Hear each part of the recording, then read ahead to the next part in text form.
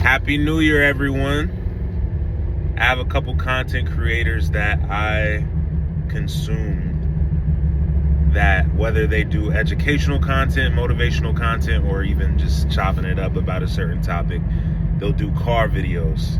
And it's real convenient because you're basically killing two birds in one stone. Like I have this commute that I would have regardless, but I can sit here and chat. So I might start doing these and see how they go. But I just wanted to reflect on the new year and what it symbolizes. Is January 1st, 2025. A weird number. It's a futuristic number. I feel like that every year, but especially this year. It's like, man, like 2025 sounds crazy.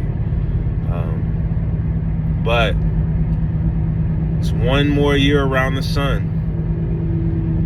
And new beginnings, reflecting on discouragements and things that went wrong the previous year and how we can correct those things this year.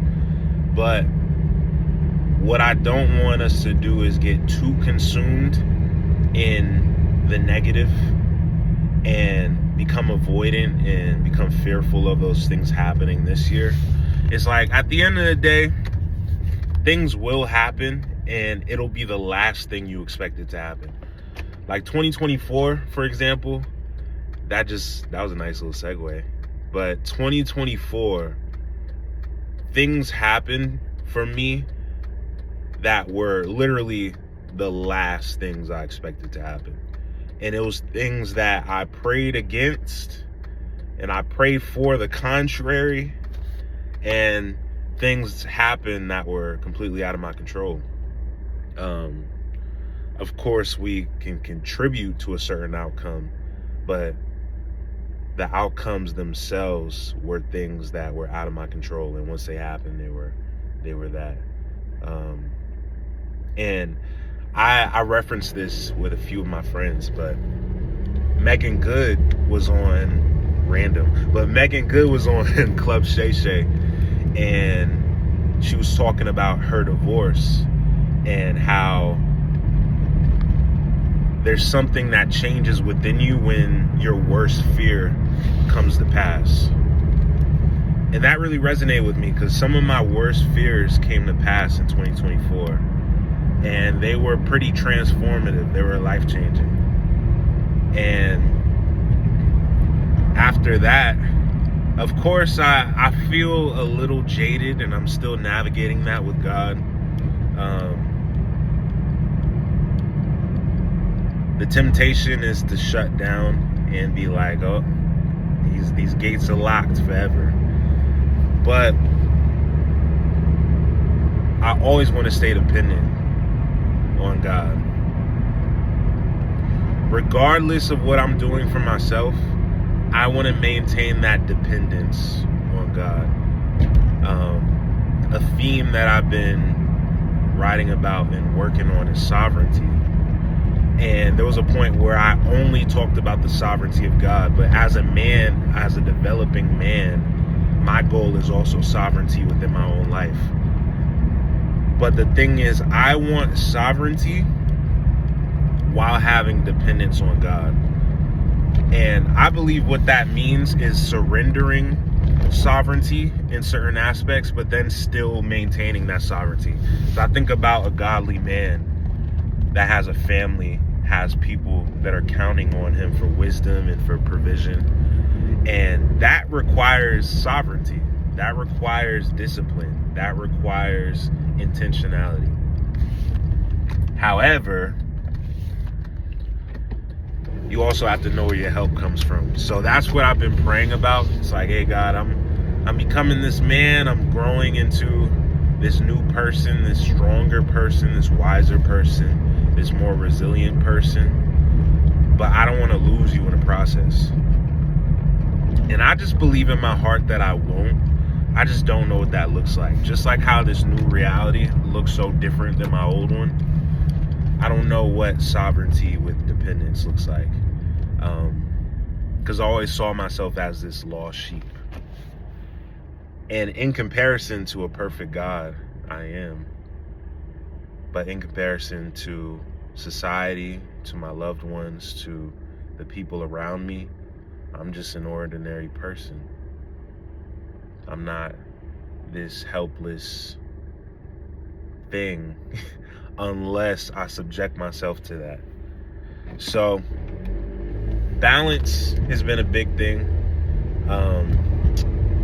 And going into the new year, you have to let go of that past. You have to drop all those burdens from the past that you've been carrying, that I've been carrying, and be encouraged for the future. Because look into the past and look into all the prayers that weren't answered and the discouragements and the letdowns, it can really mess you up. It can make you feel heavy. But even in the Bible, how it says, for the spirit of heaviness, put on the garment of praise. It's like you have to turn the other way. You have to think about the good things. You have to focus on the gratitude and not the disappointment. And that's what lifts that spirit of heaviness. That's what encourages you to remember where your help comes from, to remember the hope that we have in a higher power, the things that are out of our control. We can stay within the realm of what's within our control and do our best at it. There's nothing wrong with that. But inevitably, whenever things fall short, we know where our hope comes from and where our help comes from. So yeah, it's not easy. It's not easy at all, but it's worth it, I believe. And my goal for 2025, of course, people have New Year's resolutions and stuff. I have that as well. But I want to, first of all, prayerfully and faithfully see January 1st, 2026. But I want to look back a year from now, if I'm still here, and say, man, I'm so glad that I made those changes. I'm so glad that I abandoned that old mindset and adopted the new one. That's what I want more than anything. So hopefully today is a day of reflection, hopefully a day of realistic expectations. A lot of people get unrealistic on the first. Even in my task manager, I could have wrote 30 things, but I'm like, let me write like 15, that's still a lot, but 15 easy things. And a lot of those things are already habits. So instead of holding myself to these unrealistic expectations, I'll just push the boundary a little bit. If you push the boundary just a little bit every day, in a year, unrecognizable. So if you're still watching, hopefully you enjoy. Check out my new single, Que Sera Sera. It dropped today. So hope you enjoy that. It speaks about some of these themes, about just keeping your focus, keeping that mindset of wanting more for yourself, wanting better for yourself. That's what I'm about. And that's what I'll continue to be about. And if you want to take this journey with me, I encourage you to.